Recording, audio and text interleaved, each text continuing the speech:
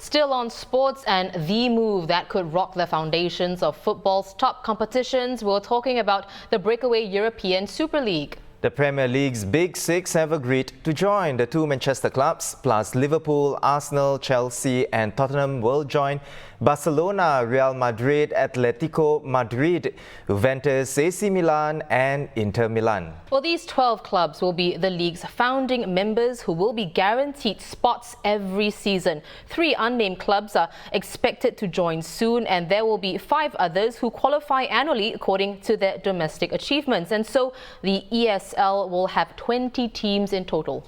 The founding clubs had agreed to establish a midweek competition with teams continuing to compete in their respective national leagues. But European football's governing body, UEFA, stressed that Super League clubs will be banned from playing in any other competition at domestic, European or world level, and their players could be denied the opportunity to represent their national teams. Back in January, FIFA said something to a similar effect, that any club or player involved would be banned from FIFA competitions, including the World Cup. So this is an explosive issue. So let's discuss it with the Straits Times sports editor Lee Yulin and assistant sports editor Rohit Bijnath. The idea of a breakaway league has been brewing for quite some time. So Yulin, why has it been made official now? Are we actually seeing a knock-on effect of the pandemic that clubs are putting finances over their fans? No, I don't think it's really a knock-on effect from the pandemic. Everyone has taken a big hit from COVID, but as you pointed out, this has been brewing for decades. And this idea goes back as far as 1998.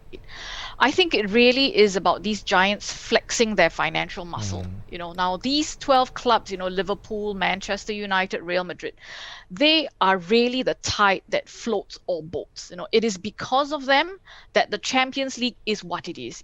And why fans tune in the middle of a working week to watch football. Look at Singapore, for example. People tune in to the Champions League at 3 o'clock in the morning. So that's the level of demand we're looking at. Why now? Well, they haven't explicitly said so, but UEFA is due to announce a revision to the Champions League today, and I think it's another expansion in the works, right? Which means clubs will then again, they have to play more games. And this comes at a time when clubs are already complaining of fixture congestion. Right. Yulin, do you see any merit to having the European Super League? Actually, I do. The question is who benefits. Now, clearly the 12 clubs will benefit. Obviously this will take the form of money in terms of revenue from broadcast rights. But I would also argue possibly standards, because they are playing among themselves. I think Rohit would disagree with me, but I feel that they would certainly be better off playing against good clubs than playing minnows. What can stars of Real Madrid, for example, gain by playing the likes of smaller teams? A basic tenet of sport is that you improve by playing against those who are better than you. Look, to be honest, I find this incredibly dull, because as much as I want to watch greatness, I also want to watch variety. So I'll give you an example. At the end of the year on the ATP tennis tour, you have 8 of the best players who come together and they play a round robin, and it's fantastic because you've just got the cream of tennis playing together. But if they did that every month, right, you had the 8 best players together, I feel it takes away the anticipation, it takes away the tension of waiting for these great clubs or these great players to play each other. And for me, this would be really, really boring. And I think that it's like eating caviar every day. I wouldn't want it. I want change. I want to see small clubs basically having a chance of knocking off bigger clubs. I mean, surely that's the point of sport, no, is to dream. And this I think is just, fat cats in one big room. Really, really bores me. But I also would like to point out that I don't think sport is a democracy. In many ways, it is very populist in nature, right? I take the curation of the sports desk pages as an example of that. Okay, this season, I think Arsenal and Tottenham Hotspur, who are among these clubs in this 12, the group of 12 that are breaking away, they are not doing that well. Where are they? I think they are 7th, 8th, 9th in the league. Up there among the top 3, I think you have West Ham, you have Leicester, but our coverage is very skewed towards Arsenal and Tottenham.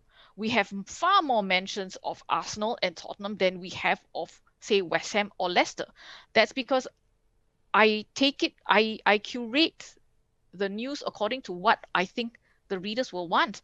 And we have very big groups of Arsenal and Spurs fans out there, not to say, and we're not even talking about Liverpool and Man U, who have massive, massive fan bases here.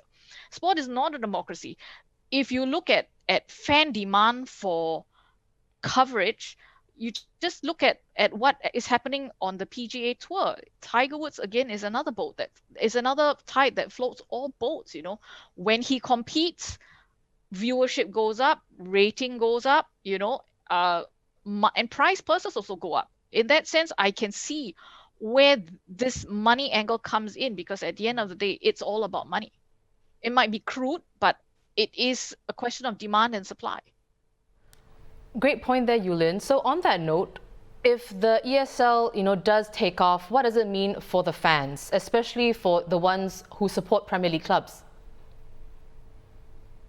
Okay, so the official fan clubs have come out to condemn the clubs for this move.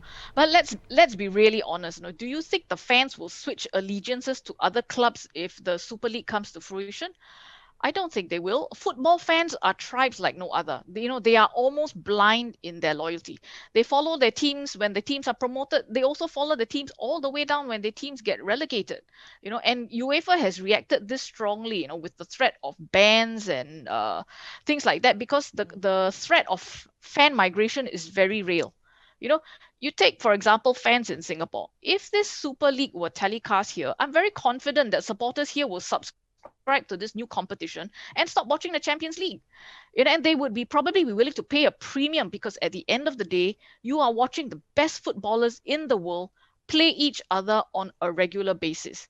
Just like in the EPL, viewership for, say, Liverpool and Manchester United fixture would easily outweigh that for, say, Liverpool versus Newcastle, or Liverpool versus Barnsley, or Liverpool versus any other minnow. Right. Now, before we let both of you go, after all that we've discussed, I have to ask, do you actually see this happening, Rohit?